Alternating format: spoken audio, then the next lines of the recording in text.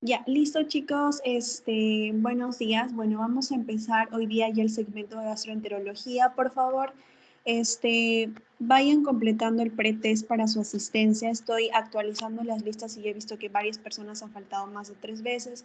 Y bueno, como les dije, lamentablemente voy a tener que sacarlas para poder agregar otras personas.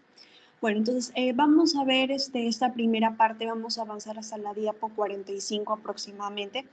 Y de ahí vamos a continuar el siguiente domingo con lo último de gastroenterología. Para el siguiente domingo estoy proponiendo hacer 2 clases para poder actualizarnos y siempre llevar nuestras clases un poco antes que la universidad para que ustedes ya vayan a sus pasitos sabiendo todo el tema. Ya, entonces vamos a empezar con el examen físico del abdomen, examen regional del vaso.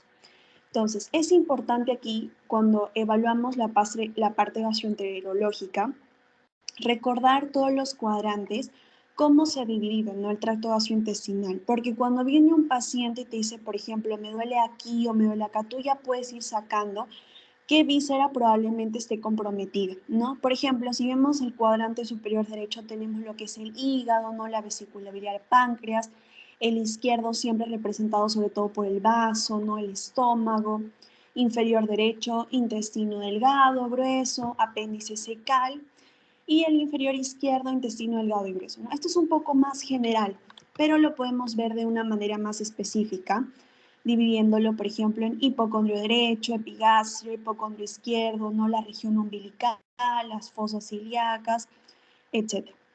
Entonces, si por ejemplo viene un paciente con dolor en el epicondrio derecho, probablemente se trate de una patología de la vía biliar, ¿no? De la vesícula o esté comprometido el hígado, ¿no? Si vemos, por ejemplo, el epigastrio, lo más característico viene a ser el estómago, ¿no? Hipocondrio izquierdo, recuerden, vaso. Lo que tenemos acá en el flanco derecho, intestino grueso, mesogastrio, intestino delgado, y flanco izquierdo, intestino grueso. En la fosa ilíaca derecha, lo más comúnmente relacionado el dolor, no es un dolor tipo cólico, a veces el apéndice secal, en el hipogastrio tenemos lo que es la vejiga, y en la fosa ilíaca izquierda el recto sigmoides. Entonces es importante que cuando nosotros tengamos un paciente, evaluemos todos estos posibles puntos dolorosos para ver qué víscera se está encontrando comprometida. Y para eso hacemos lo que es la evaluación regional de lo que es el abdomen. Recordemos que acá en el abdomen va a cambiar el orden de cómo hacer un correcto examen físico. Lo primero que tengo que hacer es que yo hago una inspección. No miro cómo está el abdomen. No puede estar, por ejemplo, aumentado, puede estar distendido, puede estar excavado, ¿no? Luego tengo que utilizar mi estetoscopio para escuchar los diferentes ruidos hidroaéreos, si están aumentados, si están disminuidos, ¿no? Luego empiezo a hacer la percusión para poder ver si hay una matidez, hay timpanismo y luego la palpación, ¿no? Y en algunos casos también es necesario realizar un correcto, ¿no? Examen anal a través del tacto rectal. Entonces, si yo, por ejemplo, tengo un abdomen distendido, este probablemente sea un ilio, ¿no? Un ilio mecánico, una citis, ¿no? El paciente, por ejemplo, tiene antecedentes de cirrosis, puede tener esta citis, ¿no? Si está excavado, probablemente una malnutrición, una consunción, y si está simétrico, en una parte está, por ejemplo, normal el tamaño y en la otra parte está aumentado, pero no es de manera global, sino en una parte parcial, probablemente este paciente está teniendo alguna tumoración. Vamos a ver acá los diferentes signos. Por ejemplo, si yo tengo una hemorragia a nivel periumbilical, es el signo de Cullen. Y si yo tengo una como hemorragia en la región lumbar, flancos, es el signo de Grey-Turner. Estos dos signos son muy característicos en la pancreatitis necrohemorrágica, ¿no? O sea, esta pancreatitis que ha llegado a un estadio severo. ¿Ya? Así que no se olviden, por si acaso en el pasito les pregunten, pancreatitis estado severo, necrohemorrágica. Ahora, si yo tengo un abdomen globuloso, yo tengo que evaluar por qué se ve, ¿no? Por ejemplo, hay un gran meteorismo o el paciente simple y llanamente presenta obesidad o si el paciente, por ejemplo, tiene algún tipo de ascitis. Y aquí tenemos cuáles son las consideraciones cuando tenemos un aumento del volumen abdominal. Si es globalmente, probablemente este paciente empezamos a indagar, ¿no? Si le hacemos la matidez, la percusión, todo está normal, obesidad, ¿no? Puede ser meteorismo, ascitis, quistes gigantes o hasta un embarazo avanzado. Pero si es de manera parcelar, yo tengo que evaluar si probablemente hay una visceromegalia, ¿no? Si está, por ejemplo, aumentado en lo que vendría a ser el hipocondrio derecho, yo podría decir que es una hepatomegalia, ¿no? Hipocondrio izquierdo, esplenomegalia, hernias o tumoraciones. Pero en estos casos es el aumento del volumen abdominal de manera parcial. Pero también, así como tenemos este aumento, también podemos tener disminución. Globalmente puede ser, por ejemplo, un paciente con caquexia, ¿no? Que bajó mucho de peso, cáncer, alguna enfermedad crónica, ¿no? Y de manera parcelar puede hacer retracciones, anomalías, etc. Entonces, aquí vemos también, por ejemplo, estos signos, cómo se encuentra pérdida de líquido, el ombligo se encuentra protruido, y vemos aquí cómo se ve la pérdida de líquido ascítico, porque este paciente probablemente estaba presentando una cirrosis, ¿no? Entonces se encuentra una ascitis masiva a nivel abdominal. Las estrías, ¿no? Gray-Turner, que es de la pancreatitis severa, ¿no? A nivel tipo hemorragia, a nivel umbilical, y la circulación colateral, ¿no? Cabezas de medusa también característico en la cirrosis hepática. La palpación tiene que hacerse en dirección a las agujas del reloj. Primero siempre empezar desde la zona no dolorosa hasta la zona dolorosa, ¿no? Para no tratar de incomodar al paciente. Tener una temperatura adecuada en nuestras manos para que no genere una reacción falsa en el paciente, ¿no? Primero empezamos palpando superficialmente y luego vamos como que palpando más profundo para ver si estas vísceras están normales de tamaño, si están aumentadas. Y es importante recordar los puntos dolorosos. Vamos a ir tocando uno por uno, pero desde ahora de puntos generales. Signo de Murphy, característico de una posible colecistitis, ¿no? Compromiso de la vesícula, punto de McBurney, una apendicitis, punto de Desjarins, páncreas, y signo de Bloomberg es una afectación peritoneal. Por ejemplo, afectación peritoneal es cuando yo empiezo a palpar a mi paciente en lo que vendría a ser el abdomen y veo que este abdomen se encuentra rígido, se encuentra en tabla, no hay una posible afectación peritoneal. ¿Por qué? Porque probablemente esta apendicitis ya está mayormente comprometida y esté posiblemente dando una peritonitis. Ya es el signo de Bloomberg. No se olviden punto de Desjarins, páncreas, porque a veces les ponen en los pasitos y tienen que recordar sí o sí. Vamos a ver acá, por ejemplo, ascitis, no signo de Olaje, signo de la defensa muscular, contractura, abdomen peritoneal. Eso es lo que les mencionaba, ¿no? Ustedes, por ejemplo, empiezan a palpar el abdomen y sienten como este abdomen se pone rígido, se pone como una defensa, ¿no? Una contractura. Entonces, esto es cuando ya probablemente esté comprometiendo el peritoneo. Y puede ser de manera localizada, que es el signo de Bloomberg, cuando hay un dolor a la descomprensión brusca de la pared, o puede ser generalizado, ¿no? De Gonei-Mosiu, ¿ya? Luego también podemos tener lo que es el signo del oleaje para poder identificar una posible ascitis. Y es importante también evaluar al paciente de manera superficial, que se utiliza gracias a la maniobra de escultor de Merlo, y también maniobras de esfuerzo, ¿no? Para poder hacer una diferenciación, si es que ese tumor está a nivel parietal o si es que está intraabdominal. También tenemos otras maniobras como la maniobra de chapoteo o vasoqueo gástrico, que es característico del síndrome pilórico, porque hay un compromiso en el píloro y no se produce adecuadamente este vaciamiento gástrico. Y las hernias, muy importante, ¿no? Las hernias pueden ser reductibles o las irreductibles. Por ejemplo, reductibles es cuando yo tengo esta herniación y yo simple y llanamente con mis manos puedo hacer que regrese a la cavidad abdominal. Ya aquí no hay mucho problema. Pero las irreductibles es que yo trato y no regresan. Estas hernias se pueden comprometer, ¿no? Se pueden comprometer y generar, por ejemplo, una estrangulación, una obstrucción abdominal, una peritonitis, o sea, puede llegar a ser mucho más grave. Ahora, las hernias son las salidas por un orificio fisiológicamente dado, mientras que las eventraciones también son la salida de los elementos intraabdominal, pero se diferencian de las hernias porque estas son orificios patológicamente constituidos, ¿no? Probablemente este paciente se encontró en un proceso quirúrgico que se estableció este orificio y se produjo la salida, ¿ya? Esa es una eventración.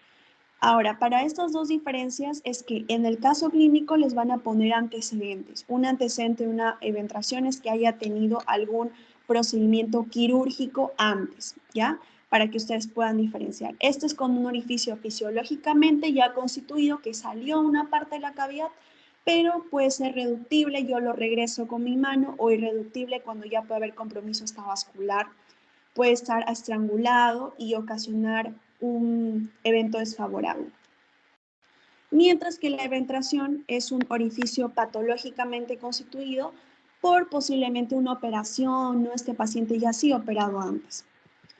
Punto de McBurney, no se olviden, es en lo que vendría a ser un tercio del ombligo y la espina ilíaca anterosuperior, que es para apendicitis, y el signo de Murphy para lo que es la vesícula, que es acá viene a ser el punto doloroso a la presión en el borde externo del recto abdominal derecho y el reborde costal.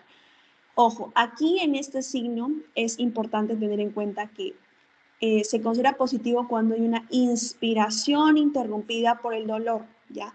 No es simple y llanamente que el paciente presente dolor en este cuadrante, sino que su respiración en la parte de la inspiración que el paciente está tomando aire, no puede hacerlo porque siente ese dolor, ¿no? Ese es el signo de Murphy positivo, ¿ya? Porque a veces les ponen signo de Murphy positivo, es el punto doloroso en el borde externo del recto abdominal derecho y reborde costal. No, es cuando hay una inspiración interrumpida por el dolor, ¿ya? Tengan en cuenta eso. Listo, vamos a pasar con lo que es la palpación del hígado, ¿no? El reborde hepático, el span hepático mide aproximadamente 12 centímetros y hay múltiples métodos de palpación. Es importante que se lo aprendan porque el ciclo pasado vino como pregunta examen. Tenemos aquí, por ejemplo, los métodos de palpación Matthew, enganche, como vemos, por ejemplo, aquí, ¿no?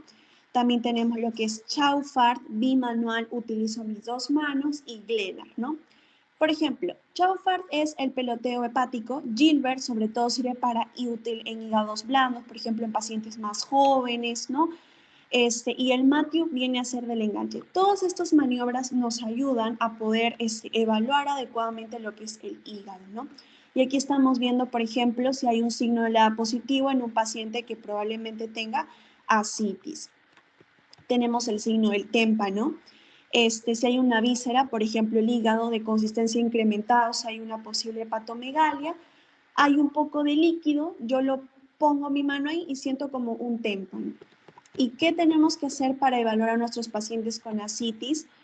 Pues hacerle una paracentesis. ¿Qué es una paracentesis? Es extraer un poquito de líquido acítico y mandarlo a estudio.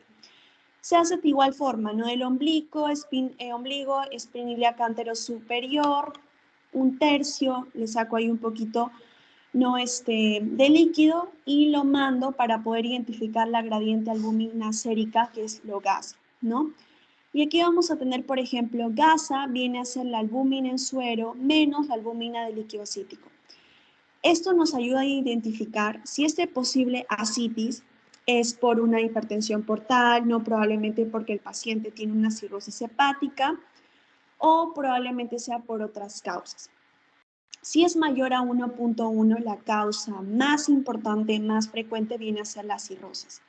Pero si es menor a 1.1, pues se relaciona con todo lo demás, ¿no? Tuberculosis, carcinoma peritoneal, hasta síndrome nefrótico, ¿no? Recordemos que la albúmina era esta presión oncótica que nos ayudaba a que todo el líquido que esté en el intersticio regrese. Entonces, si yo estoy botando proteínas por la orina, cuando ya vamos a ver el segmento de renal, entonces yo estoy incrementando que haya líquido en el intersticio porque no hay albúmina, ¿no? Probablemente un síndrome nefrótico, entonces no se olviden.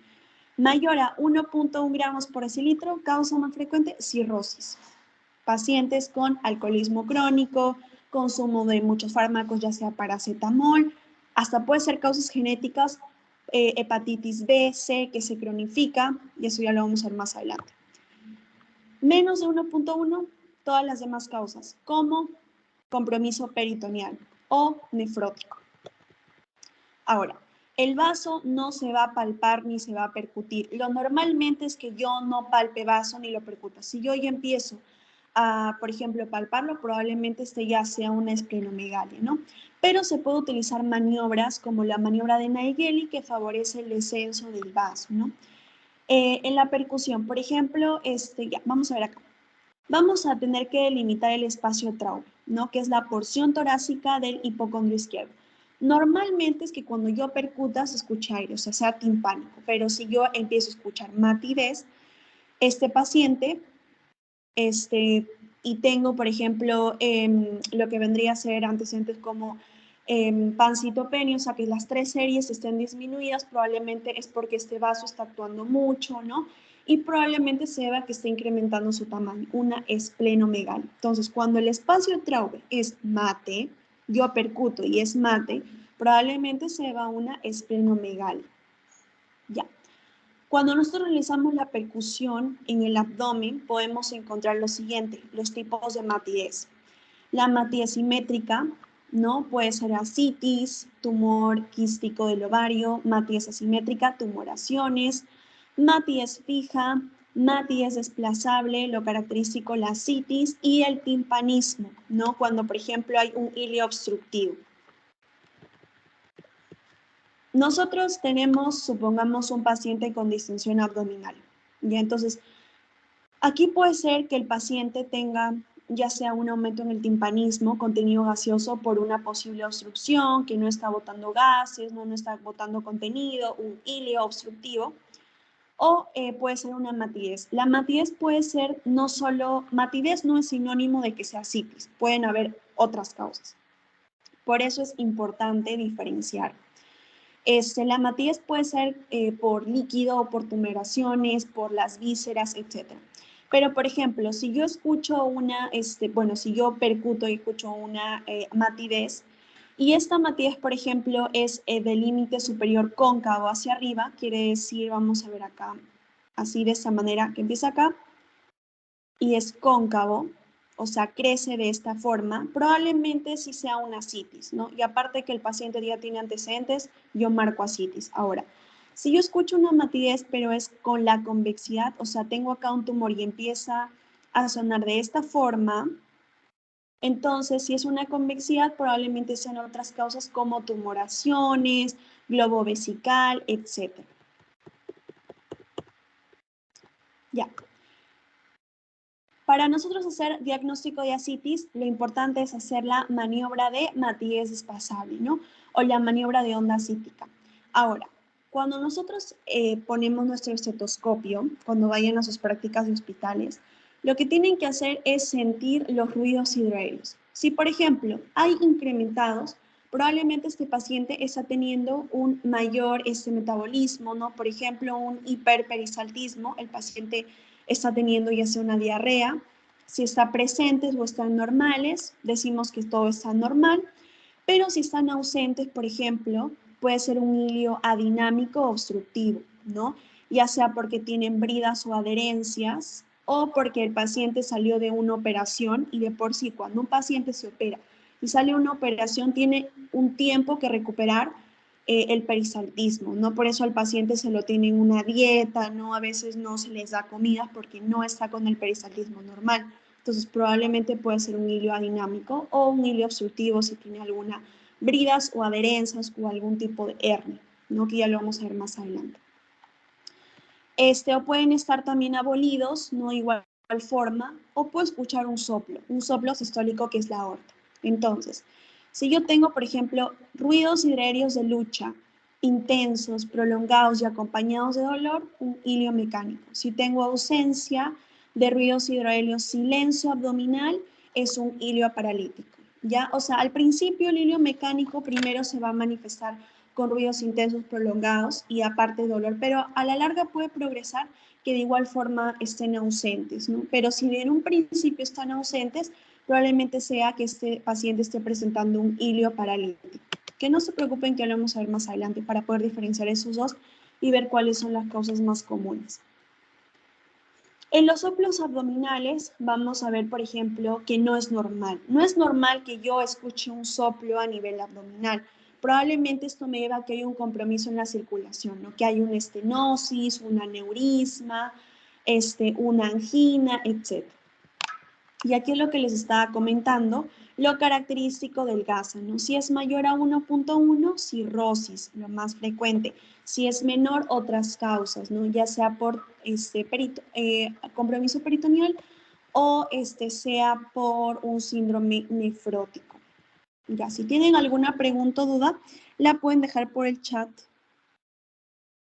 No me sale el pretexto. Ahorita lo envío, chicos, no se preocupen. Si tienen alguna otra pregunta o duda, la pueden dejar por el chat y la respondemos hasta el final. Al final. Listo, vamos a continuar.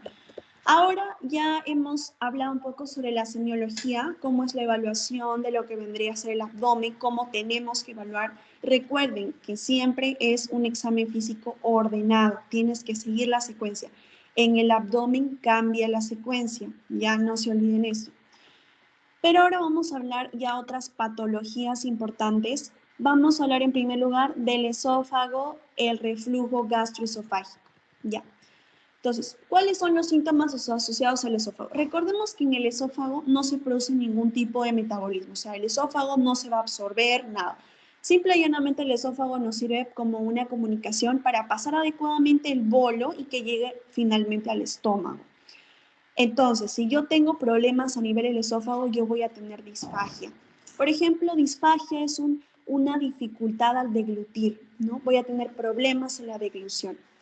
Odinofagia es dolor, ¿ya? No se equivoquen entre estos dos términos porque a veces las personas suelen confundir disfagia con odinofagia. Disfagia es cuando yo tengo dificultad para pasar, ¿ya? Y odinofagia es el dolor, no dolor. Tengo pirosis, que es un dolor retroesternal, cialorrea, aumento de la secreción salival, y halitosis, ¿no? Que es, por ejemplo, este aliento característico, un olor que nos puede dar, por ejemplo, si es muguet, una candidiasis, si es, por ejemplo, pútrido, algún absceso, si es dulzón, algún coma hepático, ¿no? O si es, por ejemplo, el paciente tiene cetoacidosis diabética, a manzana, etcétera, ¿no? Y pituita es el vómito salival matinal. Entonces, ¿qué es el reflujo gastroesofágico?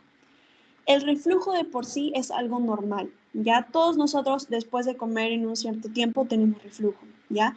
Ahora vamos a hablar de lo que es patológico. Cuando nosotros, por ejemplo, tenemos pacientes que tengan alguna hernia hiatal, puede predisponer a reflujo, ¿ya? Pero por sí sola no origina síntomas de reflujo. Para que ocurra un ERGE, que es una enfermedad por reflujo gastroesofágico, ya tiene que haber un compromiso al esfínter esofágico inferior, el cual no se está cerrando bien, ¿ya? Por lo que todo el contenido del estómago, que es ácido, está regresando al esófago, que es un pH alcalino.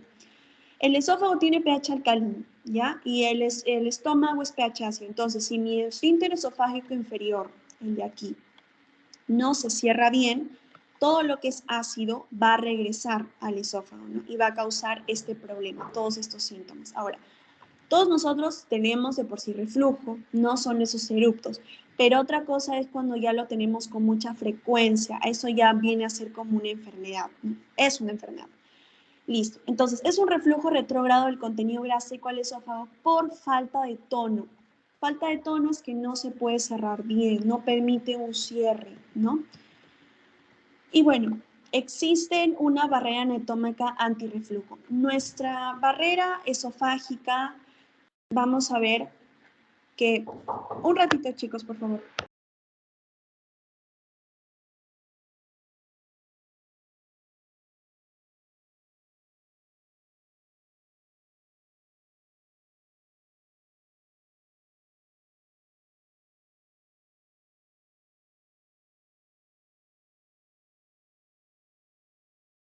Ya, listo, chicos, continuamos ya. Entonces, nosotros tenemos una barrera esofágica, ¿ya? Esta barrera esofágica nos va a ayudar a mantener un pH adecuado en nuestro esófago, ¿no? Un pH alcalino. Y estos son los factores que tenemos diferentes. Por ejemplo, los factores preepiteliales, los factores epiteliales y los posepiteliales, ¿ya? Tenemos acá que los factores preepiteliales, los más importantes son el moco y bicarbonato, para mantener, como les dije, un pH alcalino. Los factores epiteliales vienen a ser estas uniones entre célula y célula que se mantenga la estabilidad. Y los postepiteliales es que llegue un adecuado flujo sanguíneo, ¿ya? Para que tengan adecuados nutrientes, etc. Entonces, todo esto es la barrera fisiológica adecuada. Pero ahora, el mecanismo más importante, el mecanismo más importante para que se produzca esta patología es que el esfínter esofágico inferior no tenga el adecuado tono, o sea, no se cierre adecuadamente. Normalmente este esfínter tiene que tener 15 milímetros de mercurio, ¿no? Y además, para que se produzca esta enfermedad por reflujo esofágico, tiene que también haber una alteración en toda esta barrera fisiológica. Ya. Acá tenemos cuáles son los mecanismos de contención cardinal antirreflujo, ¿no? Por ejemplo, acá tenemos lo que es el epitelio escamoso, que es característico de este esófago, que resiste un pH alcalino, y acá tenemos lo que es el estómago, que es un epitelio columnar cilíndrico, que tenemos bastante ácido. Aquí tenemos, por ejemplo, lo que es el esfínter esofágico inferior, y si este esfínter no se cierra bien una vez pasados los alimentos, va a haber lo que es la regurgitación, o el reflujo. Va a pasar todo este ácido a lo que vendría a ser este esófago, ¿no? Este epitelio escamoso, este pH alcalino. Ya, ¿cuáles son los factores agresivos? Relajamiento transitorio, ¿no? Un ácido menor a 4, número de episodios de reflujo, duración de episodios de reflujo y retardo en el vaciamiento gástrico. Si se queda todo el contenido en el estómago y no pasa lo que es el intestino delgado, probablemente se encuentre más ácido porque vaya otra vez al esófago y se componga todo esto, ¿no? Todo este problema. Ya. Y aquí vemos, ¿no? Lo que les estaba comentando, cuáles son los factores tanto defensivos y agresivos. Cuando tenemos una enfermedad por reflujo, los factores defensivos van a estar disminuidos, los factores agresivos van a estar aumentados. Pero el mecanismo más importante, recuerden, es la disfunción del esfínter esofágico inferior, es el más importante. ¿Cuáles son las manifestaciones típicas? Pirosis, reflujo ácido, regurgitación. Pero ojo, esto no es lo único. Hay pacientes, por ejemplo, que también tienen manifestaciones estresofágicas, ¿no? Como tienen tanto este reflujo, pueden llegar a ser ya sea un asma, una tos crónica, una bronquitis, un laringoespasmo, una otitis media, etc. Entonces, hay pacientes, por ejemplo, que llegan con tos crónica y se les hicieron todas las pruebas y no encontraron exactamente cuál era la causa. Y cuando les hacen, por ejemplo, una pHimetría para poder establecer el diagnóstico de enfermedad por reflujo gastroesofágico, se le encontró, ¿no? Una incompetencia en el esfínter esofágico inferior. Entonces, es importante que tengan en cuenta que hay síndromes esofágicos relacionados a este reflujo, pero también hay extraesofágicos, ¿no? Como faringitis, sinusitis, tos crónica, etc.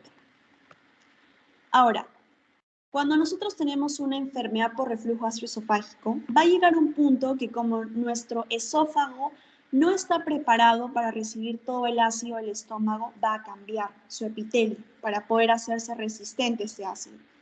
Entonces, cuando cambia su epitelio por otro, se va a denominar lo que es el esófago de Barrett. Y si esto llega a progresar en el tiempo, probablemente nos dé un cáncer esofágico. Ya.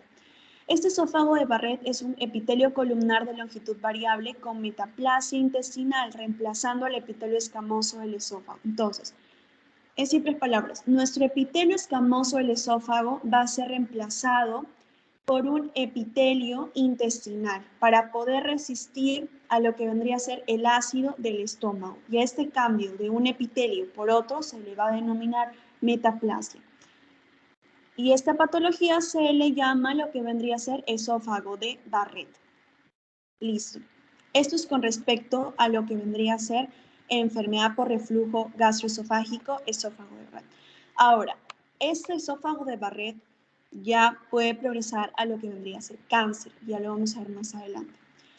Ahora, vamos con el sentido opuesto, que es la calasia. Mientras que lo que vendría a ser el ERGE, enfermedad por reflujo gastroesofágico, era que nuestro esfínter no se podía contraer, ¿no? Se quedaba abierto, por lo tanto todo el estómago pasaba al esófago. En la calasia es lo contrario. En la acalasia, nuestro esfínter esofágico inferior no se puede abrir. Entonces, todo el contenido del esófago no puede pasar a lo que vendría a ser el estómago. Es la manifestación de la incapacidad del esfínter gastroesofágico para poder relajarse y deglutir. Por lo tanto, no va a pasar adecuadamente la comida a lo que vendría a ser el estómago. La pérdida de actividad peristáltica, hay una abundante dilatación y esto se le conoce como un megaesófago. Cuando le sacamos una radiografía se va a ver como característico punta de lápiz, ¿no? Porque el esófago se va a ver de esta manera, se va a ver súper así, a ver. Se va a ver así, súper dilatado y aquí como un puntito, ¿no? Característico punta de lápiz, ¿no? La acalasia. Porque todo este contenido se queda en el esófago y no puede pasar adecuadamente al estómago, ¿no? Por la que este esfínter esofágico inferior no se puede abrir, está hipertónico. Es una hipertonía, ¿no? Y falla en la relajación.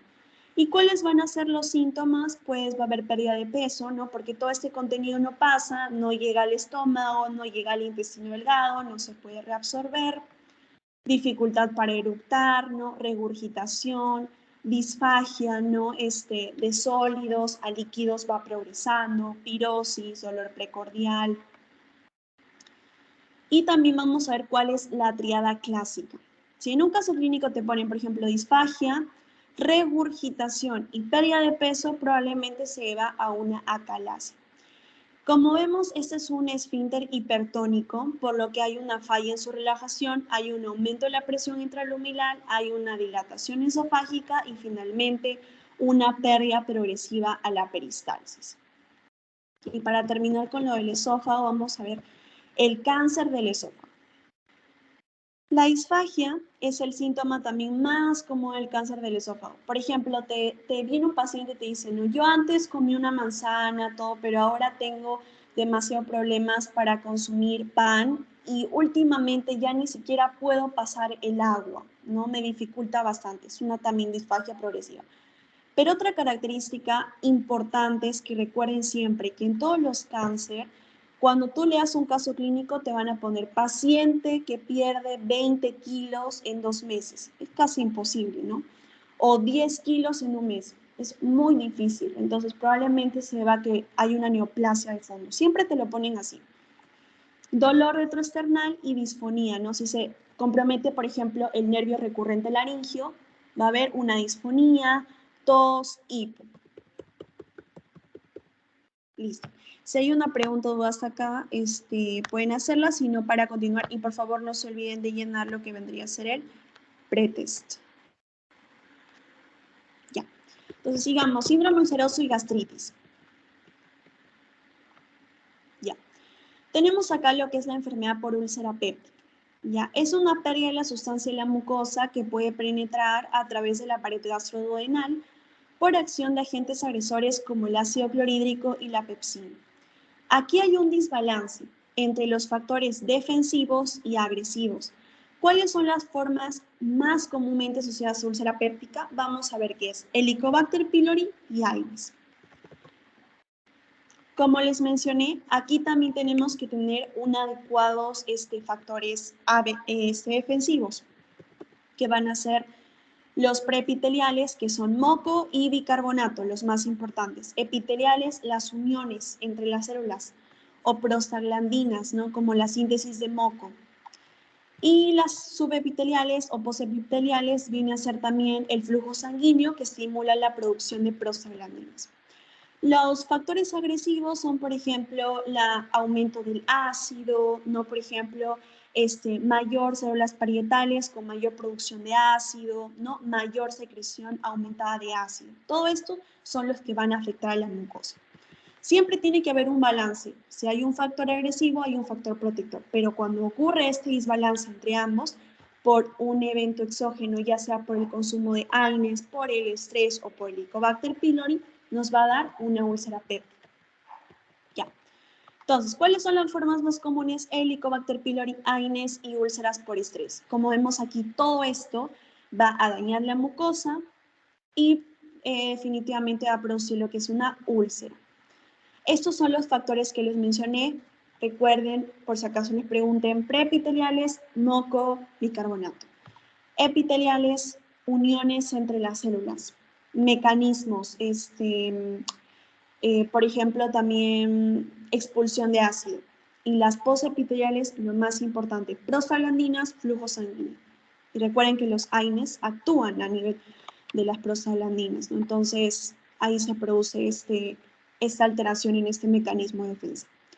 Helicobacter pylori. Vamos a recordar que en la úlcera péptica hay dos, la úlcera duodenal y la úlcera gástrica, ¿ya? El Helicobacter pylori, sobre todo, está relacionada con la úlcera duodenal en un 90-95%. Cuando le hago, por ejemplo, una endoscopia a mi paciente y encuentro en la biopsia una úlcera y probablemente el Helicobacter pylori sea una úlcera duodenal. La localización es en el antro, coloniza capa moco, libera ureasa, citocina, mediadores celulares, humorales, inflamación. Este Helicobacter pylori puede producir una úlcera duodenal o también puede producir un carcinoma mástrico o un linfoma no Hodgkin tipo linfoma Malta. Aquí vemos cómo es lo que les mencionaba, cuáles son los factores defensivos, cuáles son las noxas.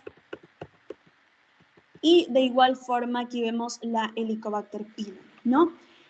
Por ejemplo, el Helicobacter pylori tiene lo que es la ureasa para poder recibir en el estómago, ¿no?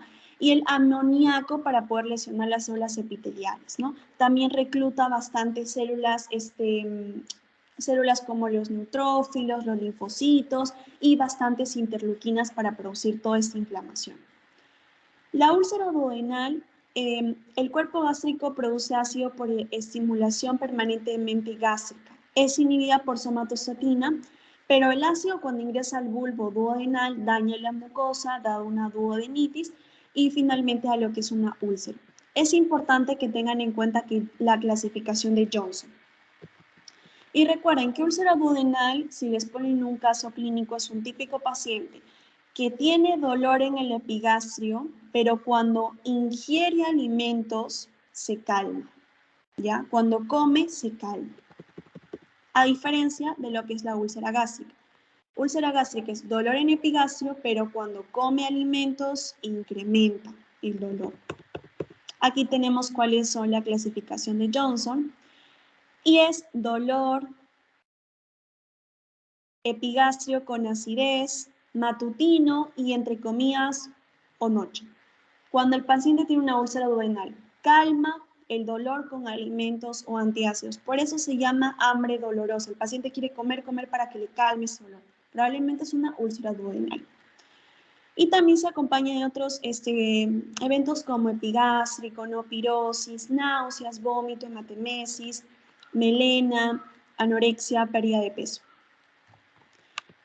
Acá tenemos lo que es una de las complicaciones. Una de las complicaciones de la úlcera puede ser una perforación, que es un dolor intenso a nivel del epigastrio. Van a haber signos peritoneales, dolor a descomprensión, defensa de la pared abdominal y cuando sacamos una radiografía podemos ver estos signos, signo de Joubert y de Popper, que les voy a pasar imágenes por WhatsApp para que ustedes puedan identificar estos dos signos que se ven en las radiografías. ¿Cuáles son las complicaciones de la úlcera? La más frecuente, hemorragias. Hemorragias digestivas altas. Perforación, penetración o también una estenosis.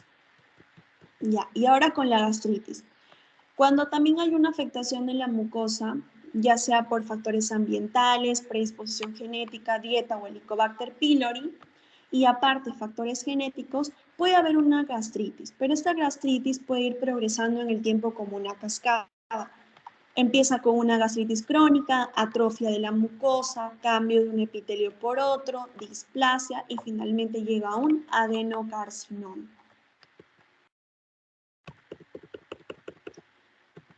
La gastritis crónica la vamos a ver cuando es un infiltrado de células inflamatorias. Para los que ya llevaron patología, acuérdense que crónico vienen a ser las células monomorfanucleares como los linfocitos y las células plasmáticas, cuando lo observemos.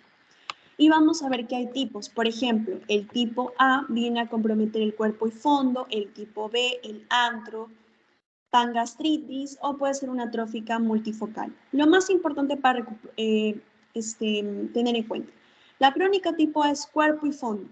También se llama autoinmune.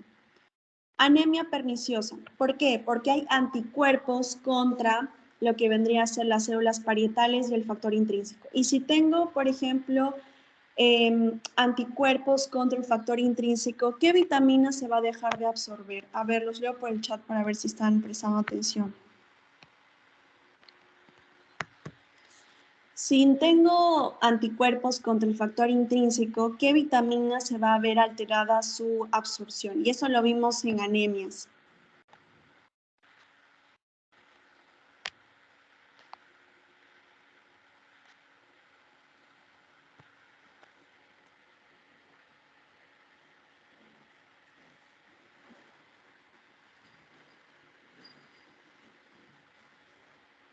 A ver, chicos, muy bien, Leonardo, Humberto, si están atentos. B2, exactamente, ¿no? Entonces vamos a tener una anemia perniciosa. Y también vamos a tener lo que es una acloridria e hipergastремia, ¿no? La tipo B, que es la forma también más frecuente, predomina de manera antral, pero también puede progresar al cuerpo y al fondo, ¿no? Se incrementa con la edad y es también causada por el Helicobacter pylori. Y de igual de todas formas, aquí les dejo las diferencias para que ustedes se hagan en cuenta. La crónica tipo A era sobre todo la asociada inmune, hay anticuerpos, anemia perniciosa, no se absorbe bien la vitamina B12. Y la crónica tipo B, la acidez está normal, pero puede estar asociada a otros tipos de enfermedades como hipotiroidismo, diabetes, etc. Tenemos también la superficial, cuando solo están limitados a los cambios inflamatorios a la lámina propia de la superficie mucosa. La atrófica, cuando ya se extienden, y como hay atrofia, es disminución en el número y tamaño de las células, hay obstrucción de las glándulas. Tenemos también lo que es pérdida glandular, metaplasia intestinal, que puede afectar todo el epitelio y es frecuente sobre todo después de los 50 años. Después tenemos displasia y finalmente puede llegar lo que es un cáncer gástrico. Ahora, lo que hemos hablado de úlcera tiene que ver mucho también con lo que es la hemorragia digestiva. Aquí vamos a ver los dos tipos, la hemorragia digestiva alta y la hemorragia digestiva baja. Si compromete por encima el ángulo de Treitz, yo estoy viendo que es una hemorragia digestiva alta. Si es baja, es debajo del ángulo de Treitz. ¿Cuáles son los elementos que se encuentran arriba del ángulo de Treitz? Se van a encontrar, por ejemplo, boca, esófago, estómago, duodeno. ¿Ya? Después del duodeno sigue baja, intestino delgado, colon, recto, ano. ¿Ya? ¿Y cuáles son las etiologías de hemorragia digestiva? Son múltiples. Puede ser desde un Mallory West hasta, por ejemplo, una malformación, malformación como Dilafo, ¿ya? ¿Cuáles son las causas más comunes de hemorragia digestiva? La úlcera gastroduodenal, esofagitis severa, erosiva, gastritis, etc. ¿Cuáles son las manifestaciones? Tenemos lo que es, por ejemplo, la hematemesis, que son vómitos de sangre. Cuando nosotros tenemos un paciente que tiene un vómito de sangre, es característico de que probablemente este paciente tiene una hemorragia digestiva alta, ¿ya? Si es melena, los heces son de color negro y un olor bastante pútrido, característico. También es muy frecuente encontrar en hemorragias digestivas altas. Hematemesis, melena, hemorragias digestivas altas, ¿no? Si es una enterorragia, probablemente sea una hemorragia digestiva baja, ¿no? Y si es una hematoquesia, de igual forma, deposiciones sanguinolentas o sangre pura, hemorragia digestiva baja. Aquí hay que diferenciar adecuadamente melena. Melena es, las heces se han combinado con lo que vendría a ser la pérdida sanguínea y son negras, son pútridas. Mientras que la hematoquesia son heces, pero hay un poco de sangre, ¿ya? Y esto es indicativo de hemorragia digestiva baja, lo más común. La enterorragia ya es la salida de sangre pura, ¿no? Sangre masivo, ¿no? Y bueno, característico de hemorragia digestiva baja. Y hematemesis son los vómitos de sangre vómitos de sangre tipos pozos de café, que también es característico de hemorragia digestiva alta. Entonces no se olviden. Como saben, en la medicina nada es preciso, una se puede manifestar en otra, pero como digo, es lo más común, lo más frecuente. Alta, vamos a poner acá, alta, alta, baja, baja, ¿ya? ¿Cuáles son las manifestaciones clínicas? Puedo tener lo que es hematemesis, melena, hematoquesia, síncope, pérdida de la conciencia, dispepsia, fatiga, disnea, dolor precordal, somnolencia, dolor abdominal y diarrea. Ahora, de acuerdo a la correlación entre los parámetros vitales y la cantidad de pérdida sanguínea, yo puedo ir viendo aproximadamente cuánto ha perdido mi paciente. Por ejemplo, si tengo que todo está normal, es de un 0 a 15. Si tengo una presión arterial sistólica con ortatismo mayor a 10, de 15 a 20. Taquicardia en reposo, 10 a 25. Presión arterial sistólica menor a 100, 30. Y signos de shock mayor a 40. Esto es importante que se lo aprendan porque a veces viene pregunta de examen. Y vamos a ver cuáles son las clasificaciones de la hemorragia digestiva alta. Según Forrest, por ejemplo, si tenemos que es un sangrado activo, puede ser de diverso tipo. 1A en JET, 1B en NAPA, 2A vaso visible, 2B coágulo rojo y 3C fondo ulceroso. Y cuando ya no hay un sangrado, pero es una lesión limpia, es la 3. La causa más común de hemorragia digestiva alta es las úlceras pépticas, que puede ser úlcera abdominal o gástrica. Como les mencioné, su complicación puede llegar a progresar a una hemorragia.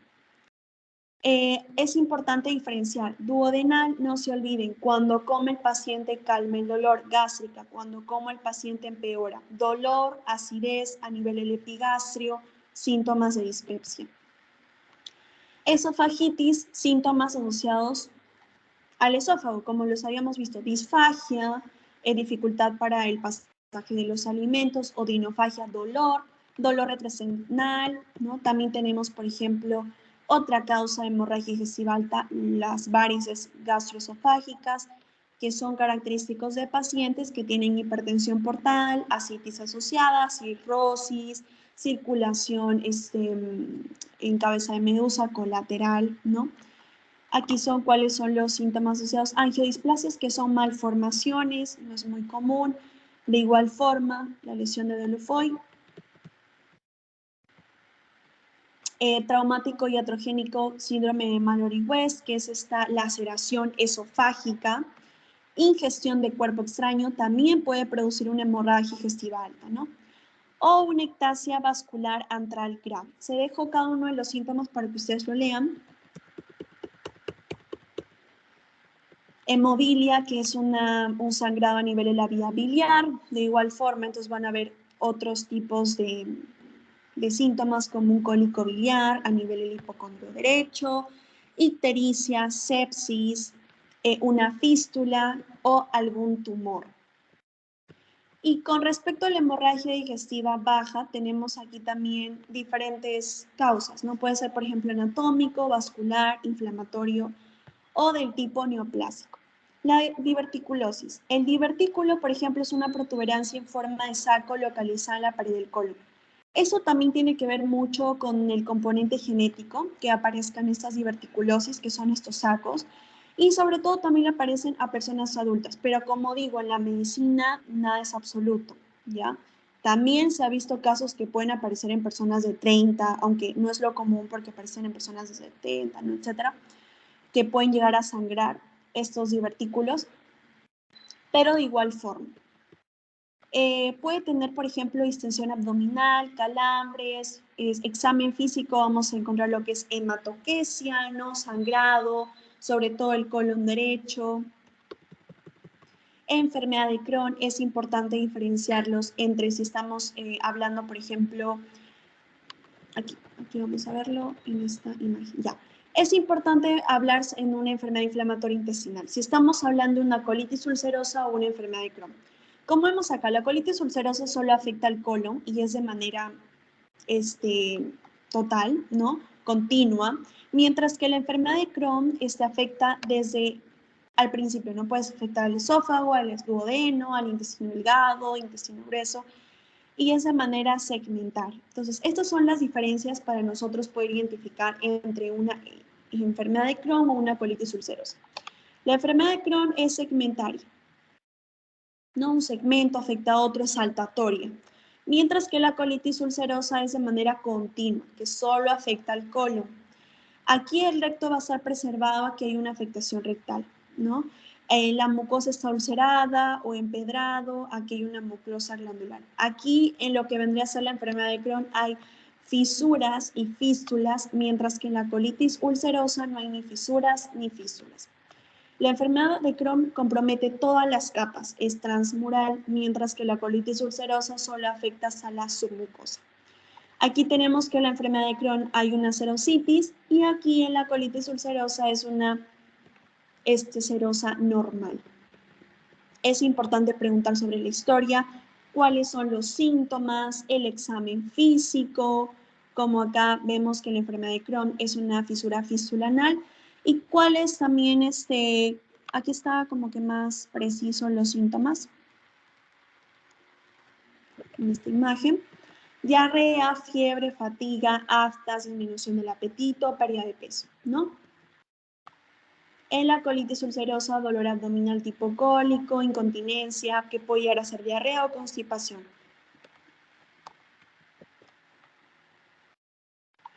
También vamos a ver casos de malformaciones arteriovenosas, angiodisplasias, que no es muy común verlas, pero puede también deberse y puede producir lo que es una hemorragia digestiva baja.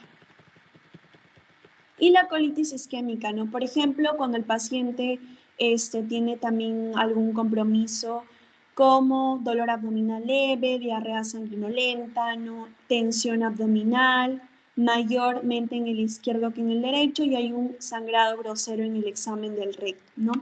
Y la neoplasia, característico en pacientes que bajan de peso, tienen disminución en el calibre de las heces, a veces tienen, por ejemplo, diarreas, otras veces tienen estreñimiento, tienen tenesmo, pérdida de peso, lo característico, dolor abdominal, prueba de sangre oculta en heces o TB positivo, hay una masa rectal, palidez.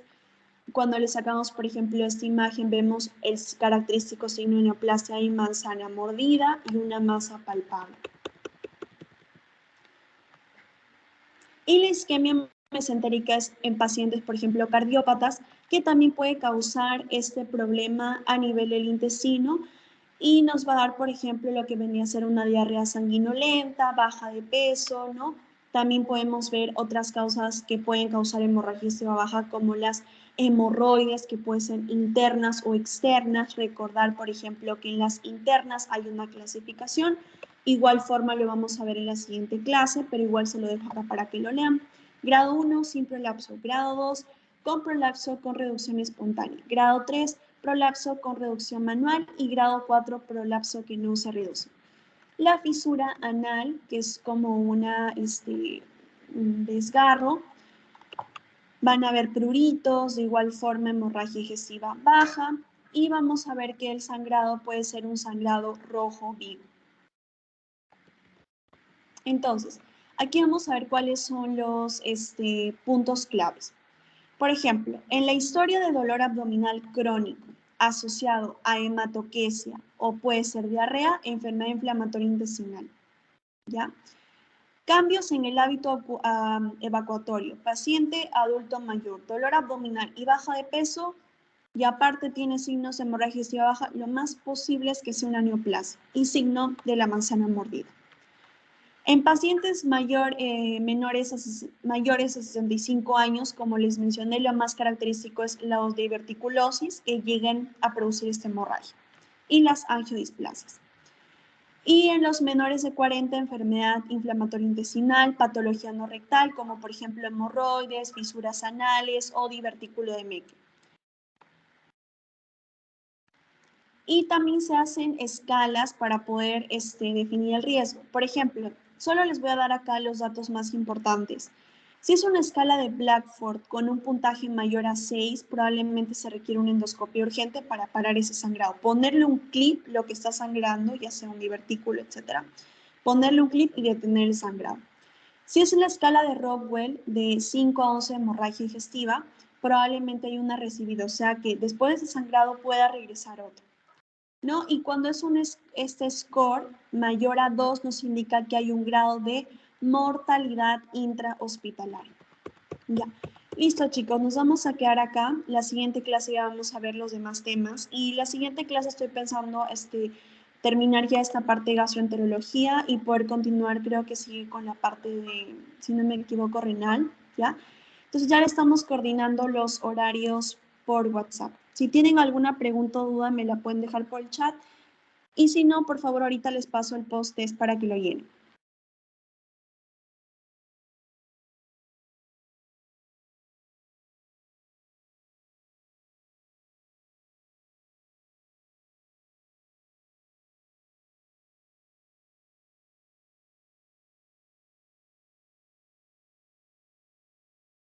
Listo, chicos, entonces ya les pasé el post-test. Si no hay ninguna pregunta o duda, nos quedamos aquí. Nos encontramos el próximo domingo a las 11 de la mañana.